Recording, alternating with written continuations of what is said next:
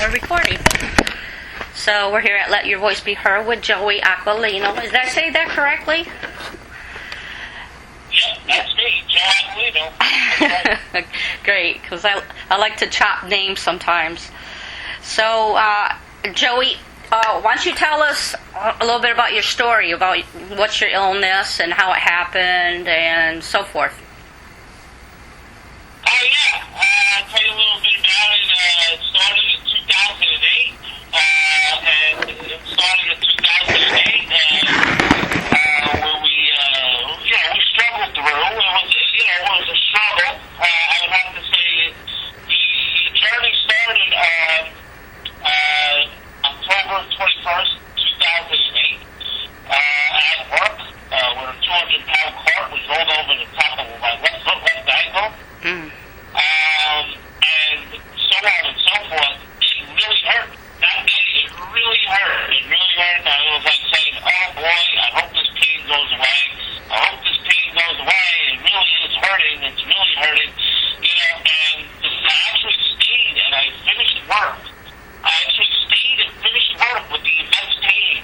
So I stayed for about 8-9 hours, right? 8-9 hours. And then I finally went home, and it was a struggle to get home. And then from there, it was just a struggle, workers' comp. It was a struggle. I had to get a lawyer. And then finally got diagnosed in April of 2009 with RSD and CRPS. And I had to do all my own research. The doctor really didn't help. I had to do my own research. And in 2010, I had my enlightenment. And what I mean by enlightenment is that, it was a positive enlightenment, from the negative that I was feeling to the positive. I basically, before that, I had the woe is me period, and the woe is me period, ladies and gentlemen, basically left me in bed for almost 2 years.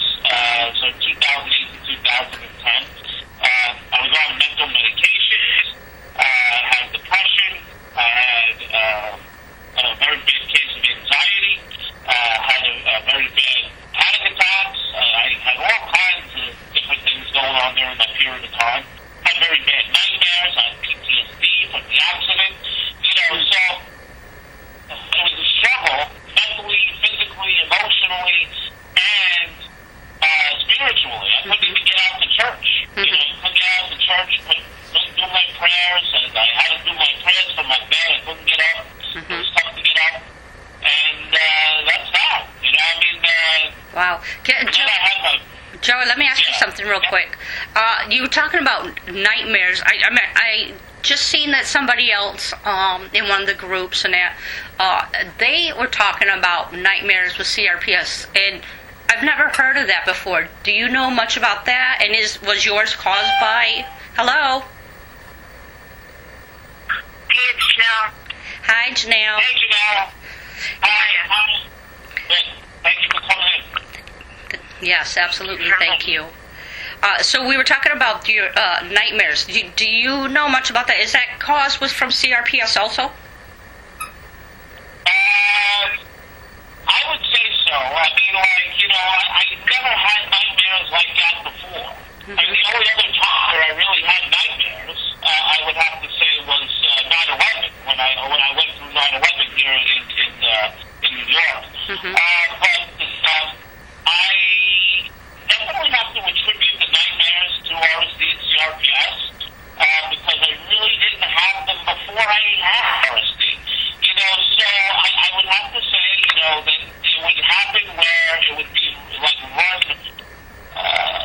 over and over in my head, when I was sleeping, about the injury and the immense pain I felt, and so on and so forth, which would then happen in a nightmare. I would have, all these people standing over me, laughing at me, laughing at me when I was down, and I was, it was hard because they were laughing at me. Those last couple of days I was actually at work. They were laughing at me, and it hurt because they didn't understand my pain. Wow. So in the nightmare, and I remember it vividly, I got ran over by a car. I went down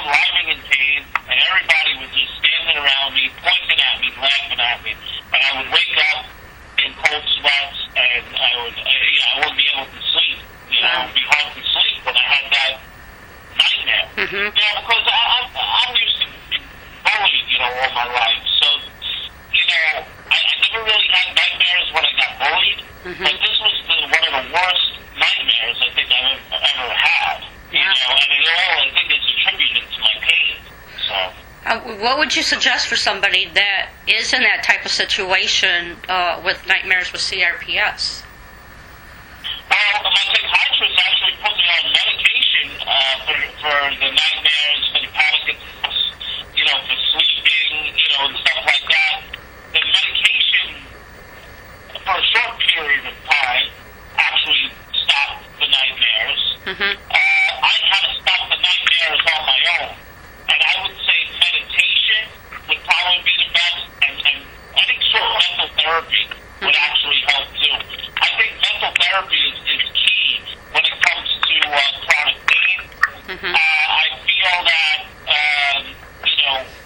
not only that, but I feel that also like a meditation or an EFT or a Reiki, energy healing type of thing, because, when you have RSD, your energy is knocked out of whack. Mm-hmm. Everything, all your sectors are knocked out of whack. Absolutely. So, to get back in good graces, you really have to go to the proper doctor, you might say. Mm-hmm. To go to the proper doctor to get diagnosed, to get medication, to get stuff like that. I'm not on any medication anymore. I did it myself. I got the nightmares out of my head by myself. And the way I did that was by meditation, meditating. And meditation actually really does help. It really does help. Along with, Maria, deep breathing exercises. Oh, yes. So, yeah. Yeah, the deep breathing, that really helps, especially when you're in those times where the pain is tremendous. And you have to count on yourself. Yeah. Absolutely. Right. Absolutely. And you talked about workman's comp. Tell us a little bit about what that was like for you. Oh, man. That itself was a story. I mean, like, RSD had its own story, Calamar had its own story, and workers' comp journey has its own story. Mm-hmm. When I first got out of work, they didn't want to pay me. So guess what? My bills went defunct, and, I wasn't only, physically injured, mentally injured, emotionally injured, spiritually injured. I was financially injured. I had no money coming in. There was nothing coming in, and I was struggling with workers' comp. You gotta give me a paycheck. You gotta give me a paycheck, and they would not give me a paycheck. That's when I had to get the lawyer. Mm-hmm. I had to get the lawyer because they were playing games with me. So I got the lawyer, and ever since I got that lawyer, I haven't lost one court case. I went to court every time, and I won. With this particular lawyer, really great lawyer for workers' comp. Have to definitely give him props. Haven't lost the court hearing yet. Got all my treatments back. Workers' comp tried to steal my treatments away from me. The only thing we weren't able to get back, which is honestly the most important thing I think I need, is PT. They won't pay for my PT anymore. Wow. So I have to do it at home. I got to do my PT at home. That's the only thing they won't pay for. I have no idea why. I don't understand that. Even with Medicare, I could do like maybe 2 weeks of PT, but that's it. You know what I'm saying? Mm-hmm. But, the bottom line is, workers' comp refuses to pay for PT. And they stopped paying for acupuncture at one point too. But we went to court and we made sure that they paid for it because guess what? At that time, acupuncture was working a little bit. Mm-hmm. So if something is working for you and you go to court and you say, why are you taking away this treatment from this guy? He really needs this treatment. They're really playing games with my head. And even to this day, they continue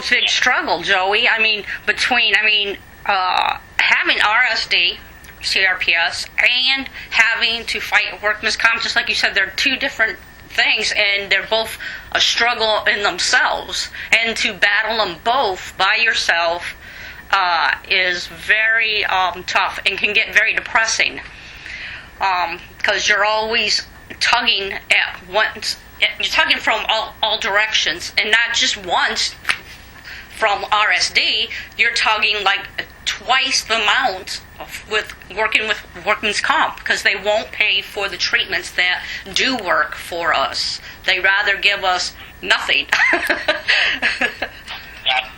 Gotcha. I mean, no, absolutely. You know, and it comes down to it, yeah. At that one point, they weren't paying me, and I was like, well, my bills are going to fund. You know, what am I supposed to do about that? Right. You know, does anybody have any clue what I'm going to do about that? And that's when I had to get the lawyer. Right. You know, because my car bill was bad, my credit card bills. So I wasn't injured in only 4 ways. I added in, financially, because I was injured financially. I had no money coming in, even from Target. They weren't paying me, and it was like, okay, what's going on here? What's happening here? And I'm like, I need to pay my bills, otherwise, hey, I'm going to be out of house and home here. So I'm going to lose my car, and I'm going to lose my credit cards. My credit is going to go down to 2. Mm-hmm. Hey, how about giving me some money, and the workers' comp, I'm telling you, what a horrible experience. Right, and so many people wind up even homeless, and I'm just wondering, because they don't have that family support, because they can't pay the bills because of the issue with workman's comp, or the issue that they're trying to pay for the medical treatments out of their pockets, and some people just don't have that family support where they have somebody to lean on. How was that for you? The family. I do have family. I do have family support. I do. Me personally, I'm really excited to have the family support. In the beginning, I had to teach a lot. They didn't get it. Mm-hmm. You know what I'm saying? Mm-hmm. Family members just don't get it sometimes. Mm-hmm. In the beginning, I had to teach. I had to give the handouts. Mm-hmm. I was like, here's some information. Read it. And it took a good five years for them to get it. I mean, it was almost like, Joe, you look fine, you can go back to work type of thing, in my own house. Mm-hmm. Where people would just be like, oh yeah, you look great, you look awesome, but I don't feel good. I don't feel right. And so on and so forth. These people just would not get it because we live with an invisible disorder. Mm-hmm. And they're not going to get it unless they actually have it. That's right. So the bottom line is I went through a lot, in the beginning, but now people understand it. My dad, my brother, they all understand it. That's good. And they all ask how I'm doing. It's a better relationship now. These past 3 years, it's been a better relationship between me, my brother, and my father on this issue. My doctors are understanding it now. So everybody around me is understanding my pain now. That's Whereas awesome. in the beginning, I had that issue where people weren't getting it. Mm-hmm. People weren't getting it. You know what I'm saying? Yeah, I do. And then my extended family being, one of the worst contributors to bullying ever. It was almost like, no, you were great. You can go back to work. Oh, my friend had a broken leg and he went back to work the day after. Mm-hmm. I'm like, all right, well, this is not a broken leg. You know what I'm saying? Right. This is something different. But nobody understood that. You know what I'm saying? Nobody understood that. I had to teach them. Mm-hmm. I had to teach them. And I attribute that to me, that they understand what I go through now. So. Absolutely. What about some of the treatments? You talked about calamari. And what other treatments have you had? And tell us a little bit also when you get to that point of calamari. Tell us a little bit more about that. Yeah, definitely. Calamari therapy is actually the lifesaver of gel, I have to say, because when we try You know, and then I went in, and usually on the first treatment, they tell you, well, it's going to work on the first treatment or it's not going to work on the first treatment. So you'll find out if it's going to work for you right there on the first treatment. So I march in June, I forgot the actual date, in June of 2012, and it was it's 10 treatments, 45 minutes each, and it's just a wonderful machine. Honestly, it's a vibration, beautiful vibration when they put the leads on. But I went in there in June, and basically from there, I went in a lot of pain. I went in at 9:10 that day. I was in delirium. It was tough to get there. It was tough to drive there. You know, my family didn't understand, so I had to drive myself to all my appointments. Wow, that's tough. You know, so even with all the pain, you know, nobody wanted to drive me, and you know, it was hard, but I did it. I got out there and I drove myself to my appointments. When I had to drive myself to my appointments, that's what I did. You know, and I know all people when it was 8, 9, 10 pain, when I was in some sort of delirium, I really try to focus. You know, when you're driving, you have to focus. And it's difficult. And it's hard. Yeah. So I drove to this appointment. It was a 9:10, and I walked in. You know, I had a lot of swelling. I had a lot of redness in the skin. I had a lot of hair loss. You know, I had a lot of nail loss. I had tremors. I had all kinds of different things going on in my left foot, left ankle, my affected area. So I went in and sat down. The head of Competitive Technologies, who was the place that actually brought Calamar to America, Competitive Technologies, was there. And, you know, hey, I was happy because this person was going to do the machine to me, put the bead on me and see how it worked. So I actually had one of the head people, the head doctors from Competitive Technologies come and put the leads on me. You know, so, you know, I was the first, honestly, to try Calamar in New York, by the way, that had RSD CRPS.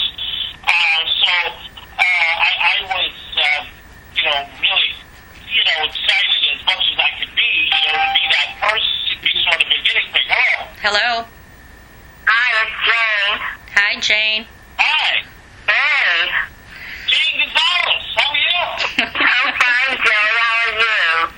Good, I'm just telling my Calamar story.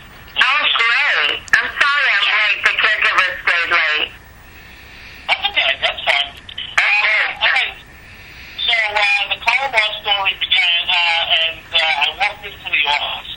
I had 9:10 pain, and I'm like, I need help. You know, this is the doctor said, well, we found the treatment for you, and, you know, this possibly can work for you. I'm like, I'll try anything, doc. I will try anything. So, in June of 2012, what I did was I went down to this office, and the head person from Competitive Technologies, who brought the Calamar machine to the United States, was there, and they were actually going to perform this machine on me. And I was so excited. I was the first person in New York, you know, to try this machine on me, the first RSDer to try the machine in New York, to have this machine done to me in 2012. And they started putting the leads on my skin. Now, yes, it did hurt when they were putting the leads on, because this was the first time that I've tried anything like this, okay? I didn't know what to expect. And yes, it did hurt because, you know, I was thinking about it. You know, and if you think about it, of course it's going to hurt. Okay, so what happens is they put the leads on my skin for about 5 minutes of stinging sensation. With a stinging sensation for about 5 minutes. But then it desensitized.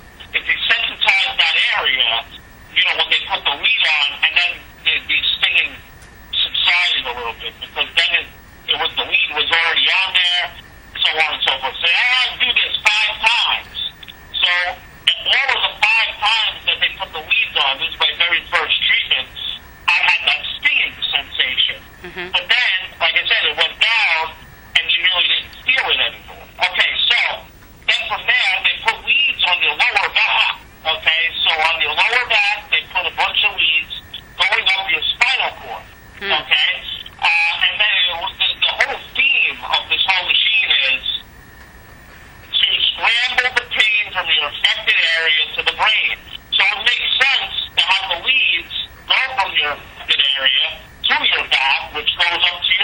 Okay?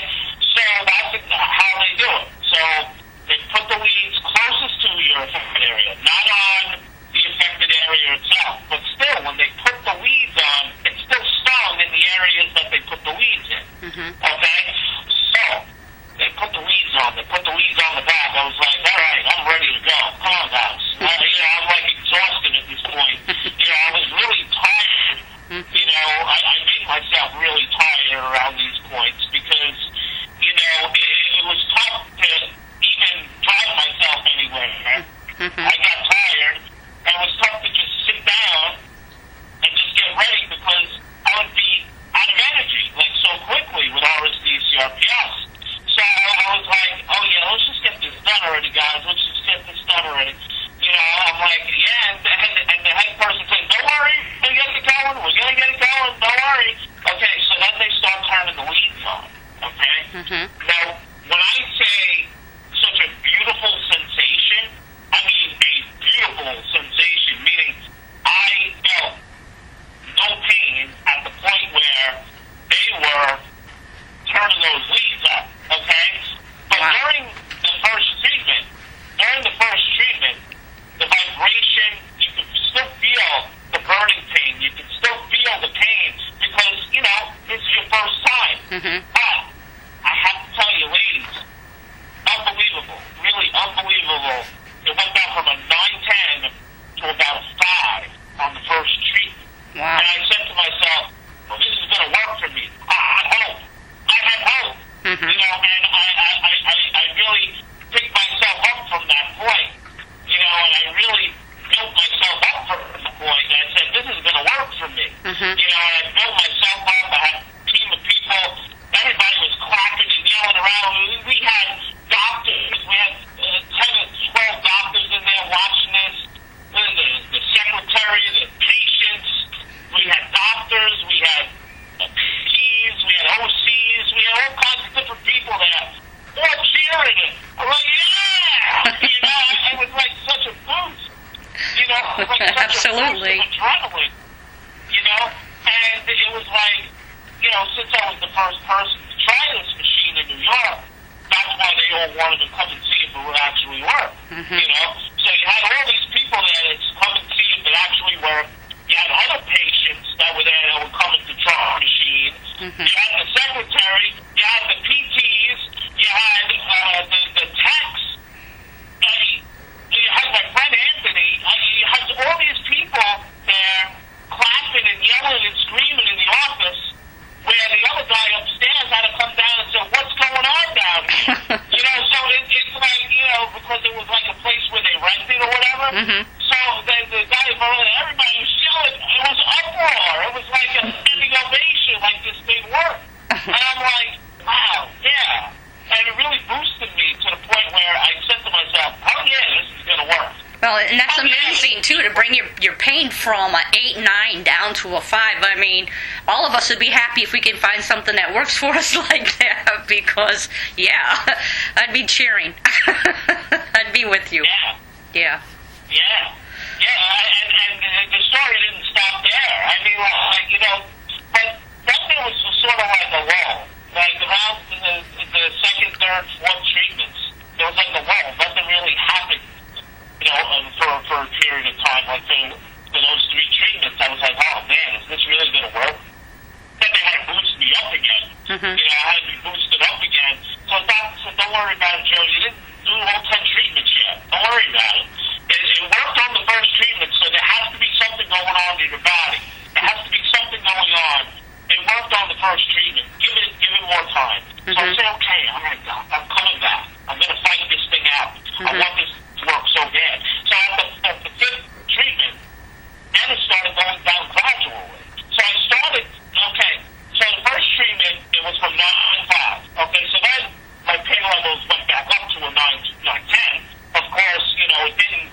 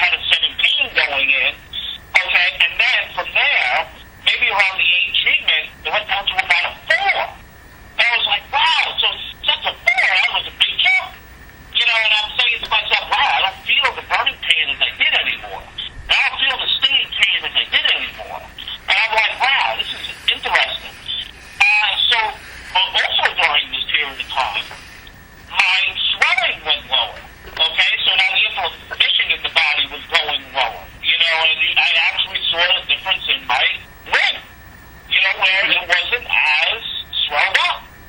And I actually got a chance, as we gradually went into, my Palomar therapy treatments, I'll tell you, as we went into it, wow, there was just miraculous changes. But the first 10 treatments, around the 8th treatment, I went down to a 4 pain. And guess what? I stayed around a 4 or 5 pain then. So at that point, I reached the pinnacle of 4 or 5. I was like, wow, I actually get this pain, down to a 4 or 5. Then, obviously adverse weather conditions brought it back up, to 6, 7. All the adverse weather conditions and stress, obviously do that to you. So went through the machine. So for 10 days, not including tests. Okay, after the 10th treatment, I went down to a 3-4. Okay, so I'm at a 3-4 now. And the doctor says, Joe, I'd like you to come in for a few more treatments, because, I think it's necessary for RSD patients to come in for more treatments because it's such a complex disorder. And he was right, because that pain level shot from a 3-4 back up to a 7-8. Okay? Now, after that 10 treatment, so that was the weekend. So it was Saturday and Sunday full of pain, and then I went back on the Monday. But he gave me 5 more treatments. Then he goes to me, Joe, I'd like to try different placements of the leads on your body. Would you be able to, come in for like sort of guinea pig type treatments? And I said, sure. So I winded up going to about 46 to 48 treatments of this Palomar therapy machine. And it took almost the whole summer up. I was going in July, I was going in August, then I stopped in August. And then from that point, oh man, I'm telling you, around the 30 treatment mark, I was down to a 0 pain, okay, where I didn't feel pain for about 5 minutes, okay? Now, necessarily, you only get 10 treatments or a little bit more, like 12, 15 treatments if you're just really somebody going into the machine. Me, being that guinea pig, saying, hey, yes, I will do that, for other people and see where the leads would fit, and see how the different treatment methods that you could do with Palomar. I said, sure, you can use my body, because guess what? I care about people, and I want to see other people get better just like I got better. So I said, yeah, hell yeah, you can use my body. You can use my body. I'll be that guy. I'll be that person. I'll stand up and I'll be that person with other people. So sure, I will do that. So around the 30 treatment mark, I said, wow, Doc, I don't feel any pain. Wow. And that's the picture that you see there with me holding up my 0 pain sign on my Facebook wall. That's that day when I felt no pain, and everybody was screaming and yelling in the office again. Because here we go again, like Joe feels no pain. Like this is a sort of, this is a miracle machine. Well, not really. It's not a miracle machine because the pain came back, not like, an hour later, the pain came back, But, it took about around the 30th treatment, like I said, so it started out like 5 minutes pain-free. Wow, 5 minutes. Wow, I got 5 minutes pain-free. I was like, all right, this is good. Then it extended to about 10 minutes pain-free, 15 minutes free. Then the next treatment, around the 40s, I started getting hours of pain-free. Okay? So, now where I am today, I had almost over, I don't know, 190 treatments since then, since 2012. And I get about 7 days pain-free. So I get about a week pain-free after utilizing the machine. So it's a long-standing machine. You cannot seek results if you're going to try the treatment 1 or 2 times. Okay, if you try the treatment 1 or 2 times, you're not going to see any results. Okay? But if you try the treatment more than 10 times, I bet you will see results. There are plenty of people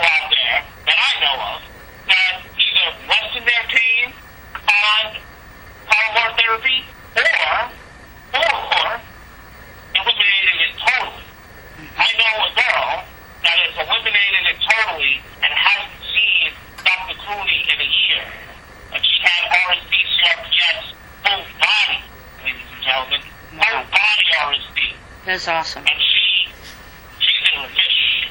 So that's that. That's all I can say about that. Thanks, Joey. That's an awesome story.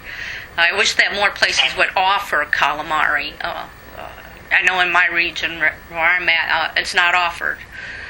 But let's talk a little bit about let's talk a little bit about depression. Is this an issue that you had to deal with CRPS? And if so, how have you dealt with it? Oh yeah. Even to today, I still have my battle with depression, but it's not as bad. But the first 2 years were really bad because it was woe is me. What am I going to do with the rest of my life? Am I ever going to have kids? Am I going to have a wife? Am I going to work the American dream?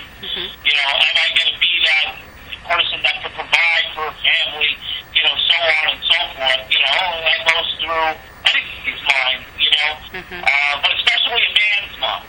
You know, because the man, you know, is used to being, you know, the breadwinner in the family. Not to put down women in, but I'm just saying we're used to being the breadwinner in the family.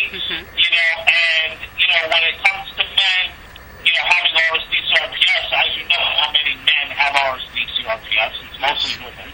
But you know, when we get it, it's like, wow, woe is me. Could I actually provide for a family? And we will put ourselves down for that.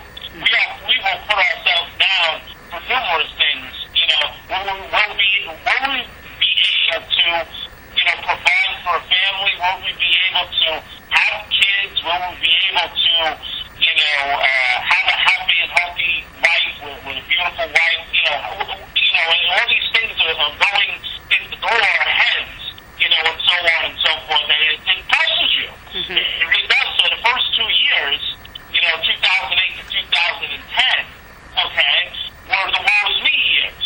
Okay, I title it that because I was in bed most of that time. I was on the computer here and there. You know, I was trying to get information on Google. I met a lot of awesome people. Jane, right there, was one of the very first people that I met that had RSD-CRPS. And we got a special bond. And you too, Maria. I met you, and we have a special bond.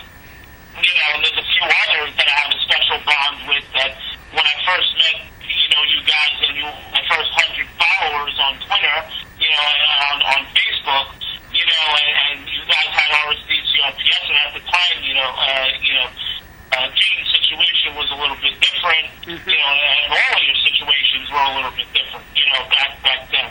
But, you know, and, you know, I have to say, you know, I really came to the point where, yeah, I got all these friends, but what am I going to do with that? You know, I got all these friends telling me what to do. You know, it depressed me more that I couldn't see these friends, and they were all on the internet.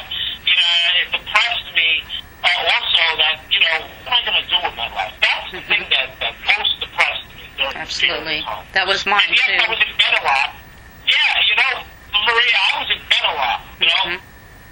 And it was tough to get up out of bed with the swelling anyway, with the redness of the skin, with the pain. It was tough to get up out of bed. But I did my thing anyway. I forced myself up out of bed some days, you know, and I said, I gotta get up. I can't lay in this bed. And I got frustrated with myself. You know, I'm like, I gotta get up. Yep. So then the enlightenment comes. You know, I was on medication for a long period of time there too. You know, along with the depression came anxiety. You know, it came panic attack, and came the nightmares that we talked about before. You know, and you know, really a lot of heartbreak. You know, it was like I never got that low to say I'm going to kill myself. I never got that low because I said to myself, God's going to take me. Nobody else is going to take me besides God. Amen. I said, you know, and you know, and I was starched in that, and that belief allowed me not to believe that I could do or commit the ultimate act on myself. Let's So talk that about. belief in- Oh, I'm sorry. What? Okay. I was just going to say, you know, you talked about enlightenment and that. Is that the period where you started to think about reinventing yourself? 2010 was the re-enlightenment period because at that time I was still on medication, depression. I was still on that medication, and you know when you're on those medications.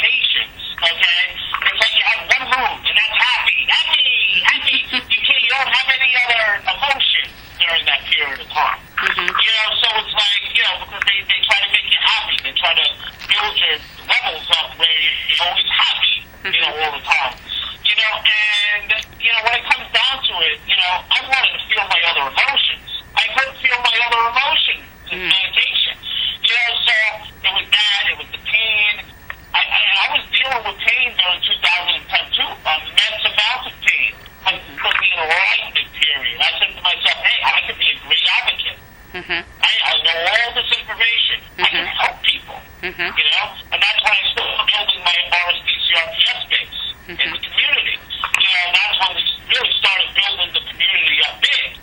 You know, and you know, unfortunately, when you build something up big, sometimes it crashes down.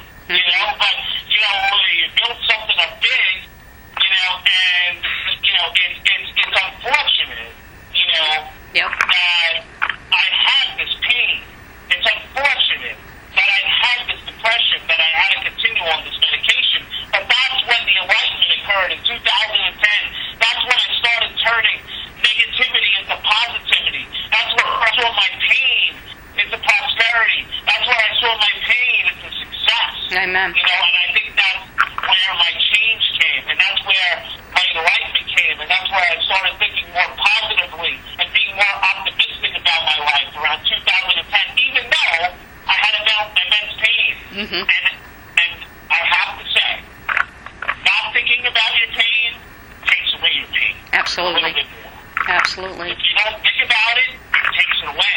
Okay? And I learned that through this course of time, that I just took it out of my mind. And I ignored it. And guess what? Pain level started to go down.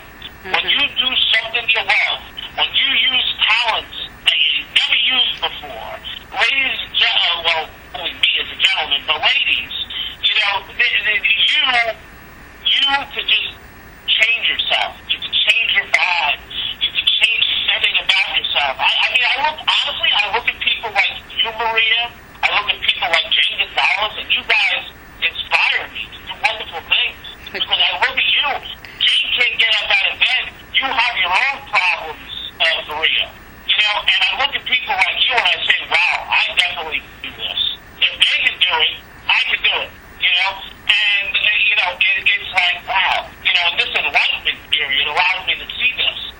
I was still doing shows, you know, back during my pain time. So if you actually hear my shows from way back when till now, you'll hear the difference in my voice. Okay? You'll hear the pain voice versus the good voice now that you hear. You'll hear the more less experienced voice back then to where it went today.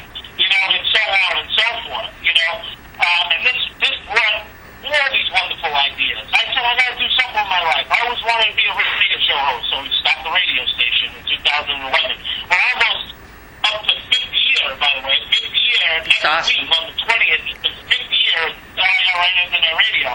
Then I came up with the idea of a hashtag back in 2008 when I first had the first immense pain. That's the only thing I could do during that period of time. Was a little tiny hashtag called JGF. Okay? And that hashtag today has grown into one of the biggest organizations on the internet. Has grown into one of the biggest families on the internet. One of the biggest positive families on the internet. That's awesome. You know? And boy, I've come a long way. You have come a long way. I remember, I'm going to be going into, this is going to be my 5th year also, and I remember meeting you back then, and I remember the struggle, and you inspired me back then, you still do, but I remember how we were all struggling together, and yet we were all pushing forward, and just like you said, Joey, it's so true that, you know, I see it in all of us that are trying to make a difference in the world, that if we use our talents, and our talents might be something new than we've never had before, and we find in ourselves through CRPS. And when we discover those talents or play on the ones that we already have, our pain does decrease when we think of others rather than thinking about ourselves. It's a beautiful thing. Yeah. It is. Joey, what would you tell? What kind of advice would you give to someone that's new with complex regional pain syndrome? I would start off by telling them, giving them tips.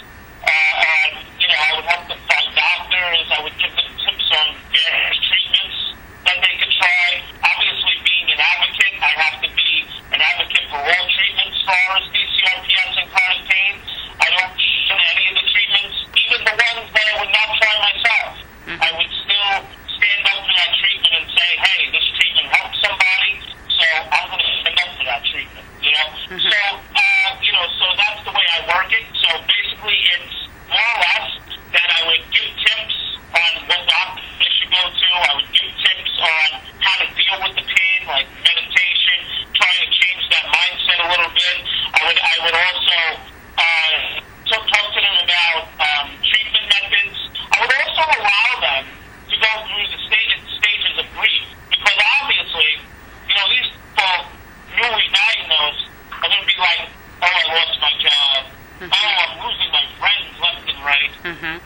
I'm losing my family members. Oh, man, I lost my colleagues. They won't have anybody around them. They need to learn that this is what happens, honestly, with people in pain, because people run away from us. People run away from us because they don't understand us. Because, bottom line is, if they did understand us, if they could see the pain, they would stay around us and they would understand more. But they can't see our pain. So so they need to understand, people need to understand, yes, you are going to lose some friends. Yes, you are going to lose your job because you can't work with RSD-CRPS. The pain is too immense. Maybe when you get it down and you find the treatment, and a lot of RSDs that I know, some of them went back to work. Hey, so you can go back to work. It's not like you can't. But if you get the pain levels where they're manageable, yeah, then you could consider maybe a part-time job or whatever it is. But bottom line is, I wouldn't suggest a full-time job if you have RSD-CRPS. I would suggest if you want to go back to work, a part-time job. But there's a lot of different things, that you can do to teach people. And then the main thing that I would teach people with disability or with challenge or with RSD-CRPS or chronic pain, and this is the big thing for me, get up out of bed and do something great. Get up out of bed and do something great. Now, if you can't, in some cases you can't get up out of bed, you still do great things, like change the dollars.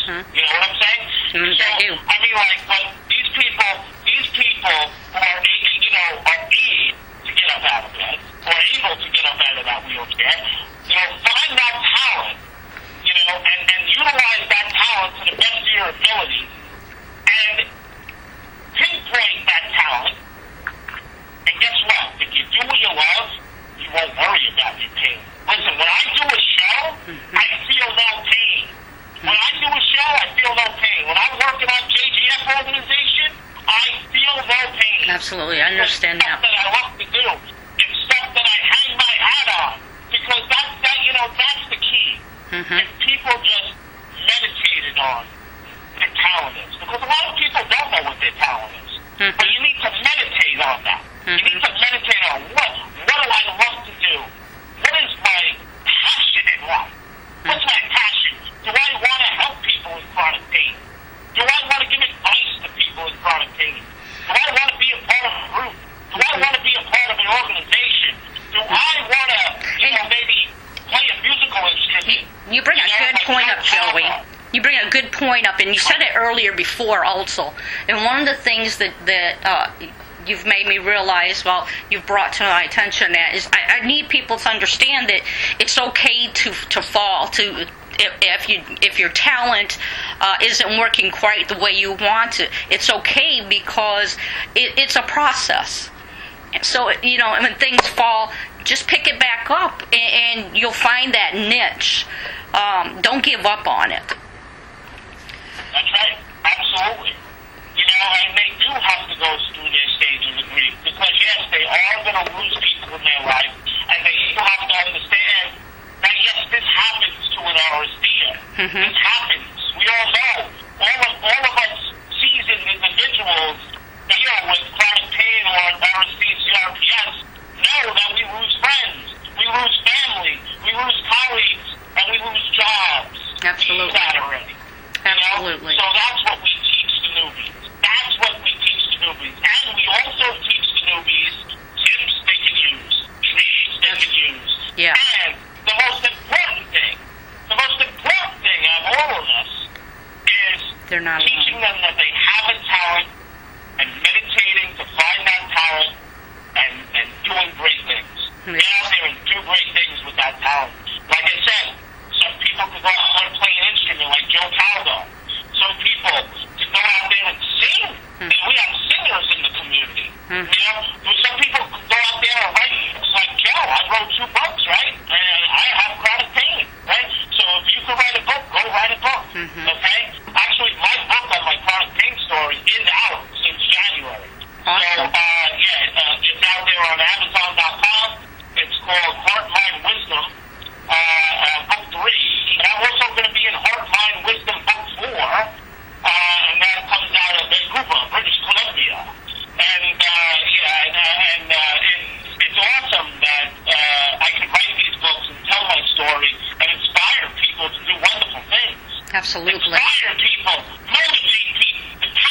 people to do awesome things.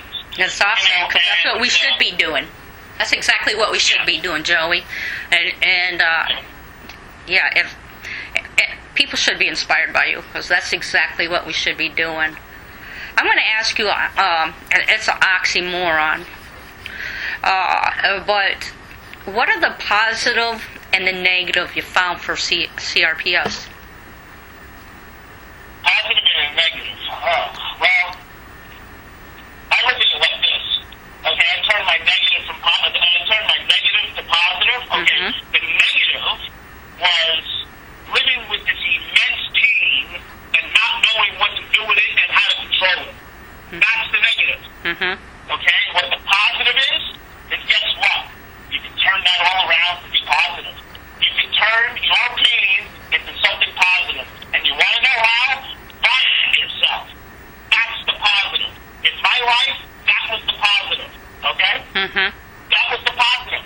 That was the positive in my life. So I said to myself, all this pain and suffering, what can I do to turn this around? I found myself.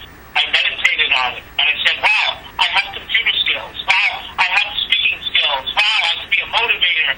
Wow, I can be an advocate.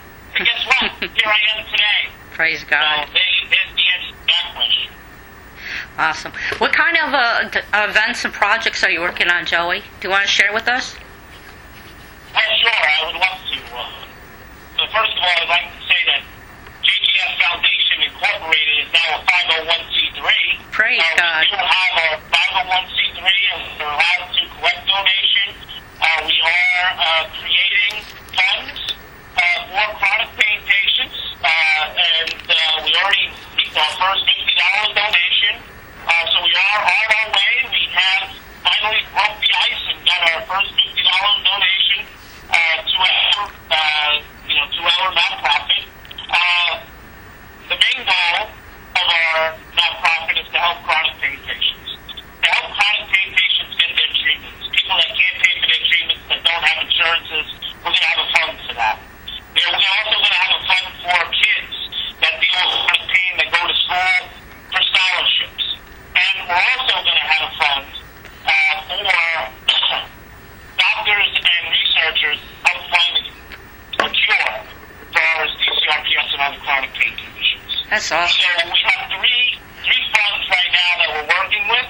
And we are definitely going to probably have more.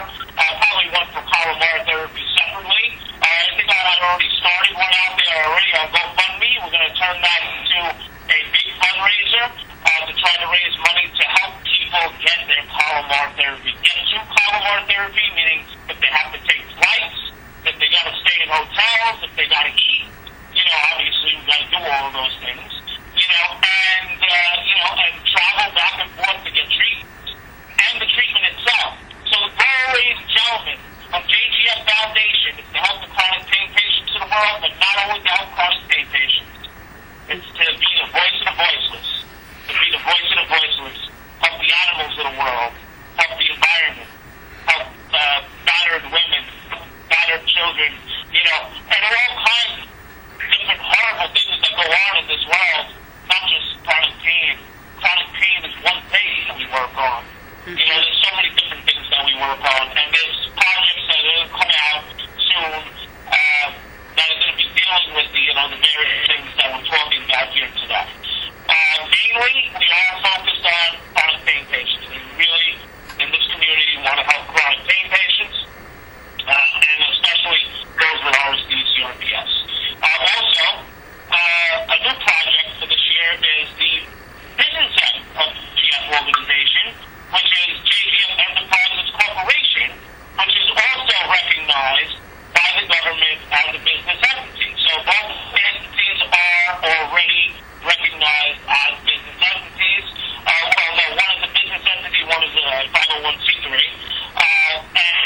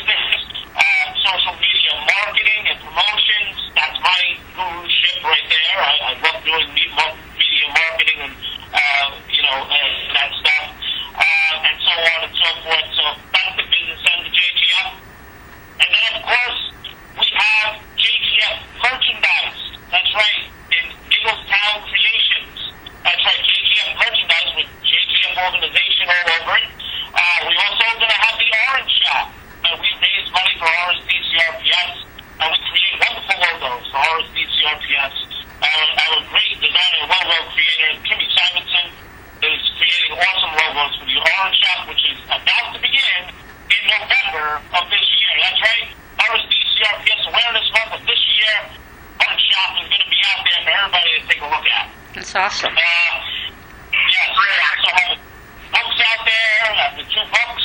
I'm going to have a 3rd book coming out. We're going to have little pamphlets coming out soon for people to purchase. We got a lot of different things going on in JGF organization, but of course, we also have the shows that we do. And boy, WIRN Internet Radio is growing to an audience of 115,000 people. And wow. Jane remembers when she was on the show the very first time, we weren't where we are today. She came on, in 2011. She did one of my very first shows, Jane Gonzalez. She came on. I remember when Jane came on to announce that she was bedbound, that one time on my show. It was a tearful time, for somebody like me, that, I know this person, to be able-bodied and be able to get up, and then, she wasn't able to get up out of bed, but what wonderful things she does for men. I'm telling you, what awesome people I surround myself with, and that helps me also, to fill myself up and motivate me to do wonderful projects that I do with the radio station, with JGF organization, with my books, with all this information that's going out there, and so on and so forth. So I'm just really proud to know the people that surround me with chronic pain. Yes, that's so awesome, Joey. I know that we only have 2 minutes left here, but I wanted to ask the ladies if they had any questions for you. Yeah. Who else is on? Janelle's here. Yes. You want to go first? Actually, I'll just, can I do it in a minute? Yeah. Okay. I just want to say, Joey, that you are truly a remarkable person. And you amaze me and you inspire me, the things that you have done. I mean, the radio shows and all of that. But now to have a 501c3 or whatever it's called, I'm having memory lapse here, but I am just so in awe, honestly, of what you have accomplished. And even Maria, what she's accomplishing now, I stand in amazement. I'm so glad that we all came up together. Yeah, we're all sort of part of the same, I call it a class of RSDers. We're all part of that class of RSDers. And it's very kind words from you, Jane, and I always look at you as an inspiration. I always use you as an example on my show. I say, everybody, you got to look at somebody like Jane Gonzalez who can't get up out of bed and all the wonderful things that she does for people from her bed. I use you as an example. I use your song. Every November I use that song because I love that song so much. Mm-hmm. Ever since you put that song together, I was amazed. At that. I'm just simply amazed, Jane, at what you do. From your, and it's the gifts from God that allow you to do, what you do.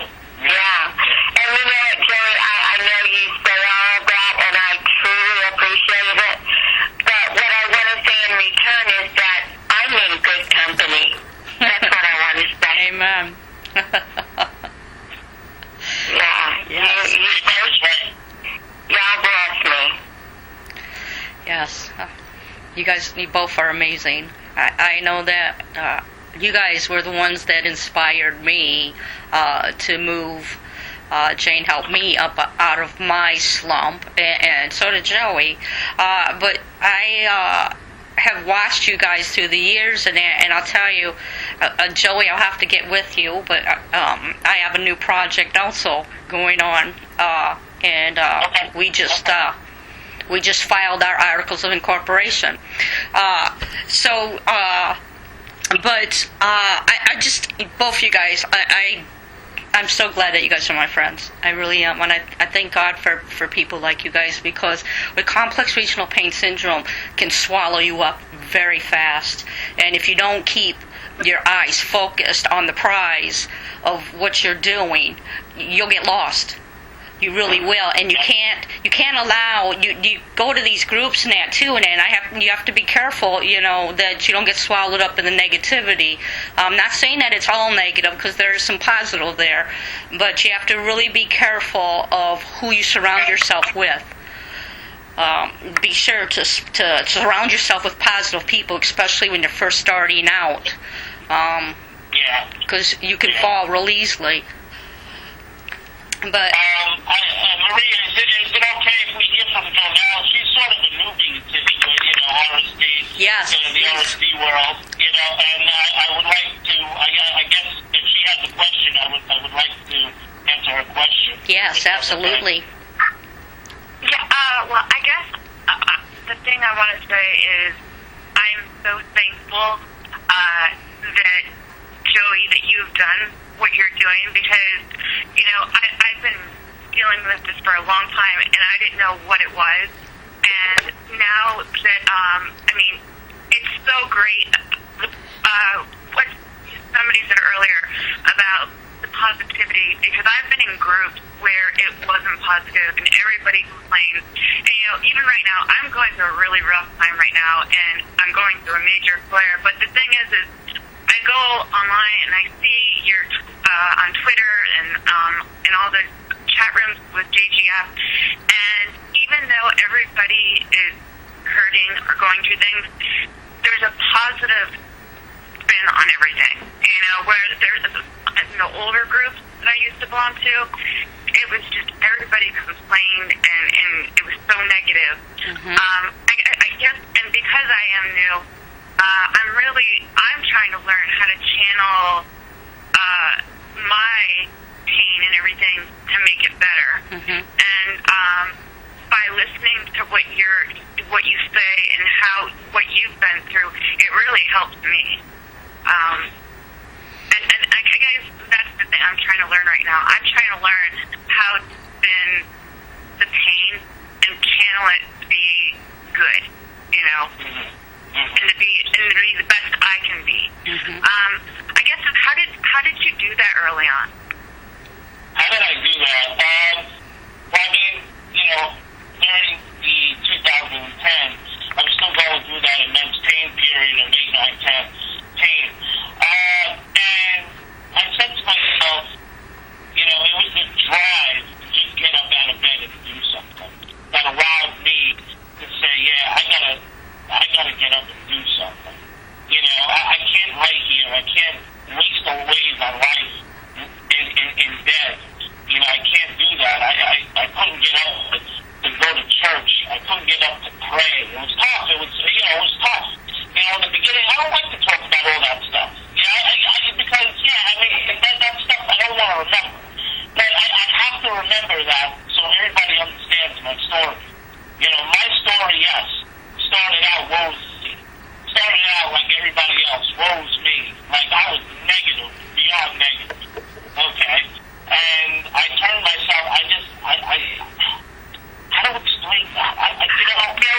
You said it a minute ago, Joey. You said that you asked yourself, well, what can I do? And then you said, well, I can do computer, and I can do this, and I can do that. And you focused on you focused on your abilities instead of your disabilities. Yes, that's it. That's right. Because we all have challenges, right? Mm-hmm. We may not be able to use a part of our bodies, or we may not be able to use all of our body, right? But the bottom line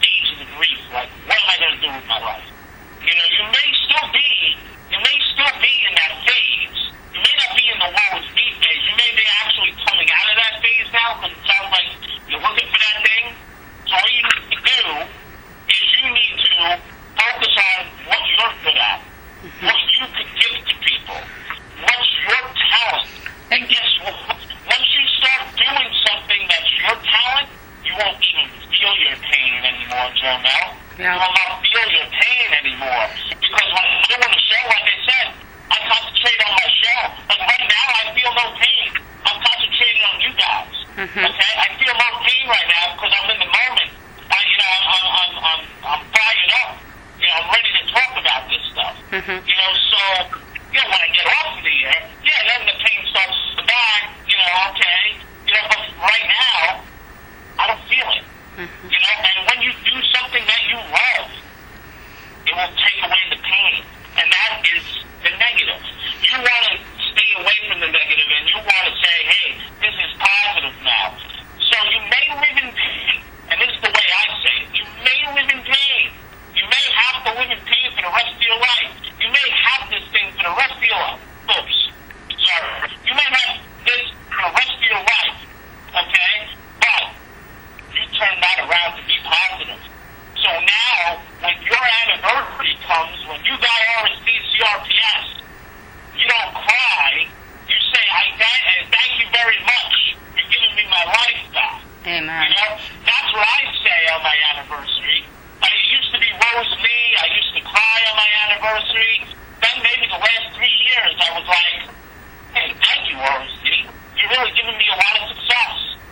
And you could actually turn that pain, that horrible pain, like how could he say thank you to this horrible pain into prosperity, into success?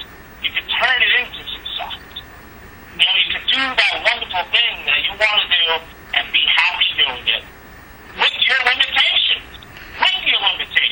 Yep, you know what, Joey, I was thinking about, reinventing ourselves is different for each one of us, because I know that for me, reinventing myself was a real struggle. Because with me losing everything, I really didn't think that I had any other talents.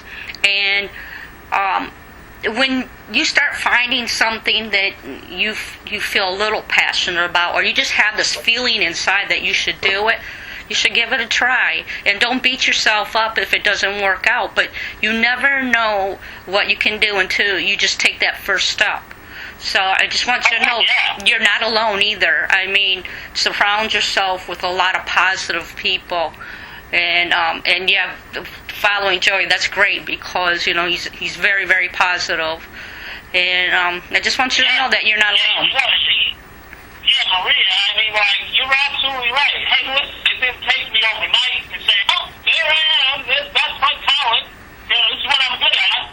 No, it didn't take me overnight to say, wow, yeah, look at that. No, it took me a little while to, meditate on that, and actually find out that, I have this talent within me. So I could see where, yes, it's a struggle, and I did have a struggle within me during 2010 to actually have this come out of me. But here it is. And here's the action to prove by it. Here's the radio station, and you can see it. There you go. You can see the amount of people that listen. You can see, JGF organization all over the place, right? You can see all the action that's been happening. You can see the action. It's not all words. It's action. Everything is coming into action. You know what I'm saying? So the bottom line is, believe in yourself, too. In yourself. Exactly. There you go. Very good. Sometimes you just wake up one day and realize that the things you've been doing, the new things you've been doing, since you couldn't do the old things anymore, you wake up one day and discover that those new things have become a passion. You've loved them, you've lived for them. And then you know that you've reinvented yourself, whether you started out to or not. That's so true, Jane, too. That's right. Absolutely. Jane, how long did it take for you to think that you were good at poetry? How long did it take you to think, oh, I can do this simple thing from bed? How long did it take you to try to turn yourself over to get on the computer on your bed? I guess it takes, a long time to figure out how to do things, but guess what? When you figure out how to do them, it's a success. Amen. It's success. So, and that's the way we really need to look at it. So, Jonelle, I hope you back from that point? Yeah, I definitely have. I feel like it's almost like it forces you to wake up almost, and you have like a rebirth, and this is a new life. But it forces you, like, because I feel like my old life, I was programmed. I mean, you're doing what your parents taught you, what you learned in school, and everything. And this, I mean, a lot of those people have gone away, and this is like a family now. And it's forcing me to wake up and find out what I really do love, and I have a passion for, instead of being kind of programmed from what I was brought up to be, or however I am. But I'm very thankful to be a part of this, and I'm so glad that I just want to be an extension, like your hand, to be able to get out to the world what this is. And you're right, I want to advocate, and that's my changing, and I'm really excited about it. So Well, that's good. That's good. And like you said, it's a rebirth. And we all, in our lives sometimes, not everybody, but most of the times, disabled people challenge people's lives. We have to go through and understand that there's always that second life that we can be better than the first. Okay?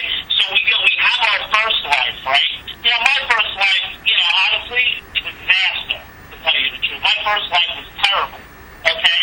I had 8 jobs in 11 years. I was always in debt. I was bullied to beat the band. My first life wasn't memorable. My new life, my second life after RSD, is the best thing since sliced bread. I wouldn't ask for it. I wouldn't ask for anything more. And the bottom line is, it's like, you find yourself, because I really never found myself in my first life. Really never found myself in my first life. I couldn't find myself in any of the jobs that I was doing. Couldn't find myself in any of those jobs. Then I get my injury, I have my woe is me phase, then I say to myself, hey, I could be my own boss, because I have the ability to. I'm a leader. I can do that. And guess what? I did that.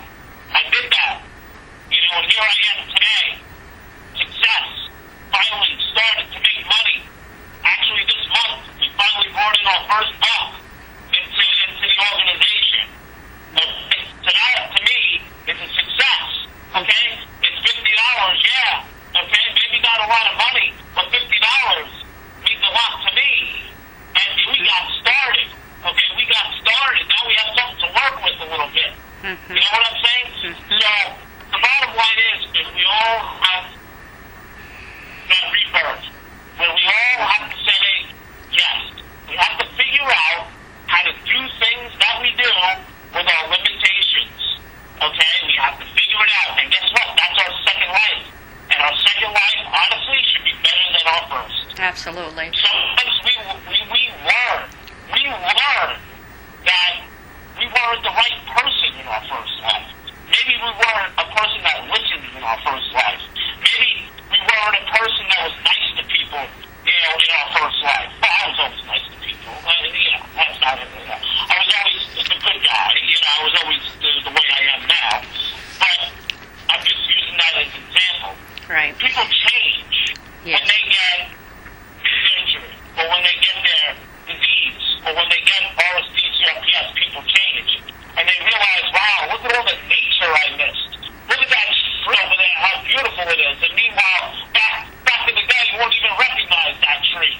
And it's like, wow, look at all the nature. Look at everything I'm missing because of my 9-to-5 job. Look at everything that I'm missing because of my 9-to-5 job.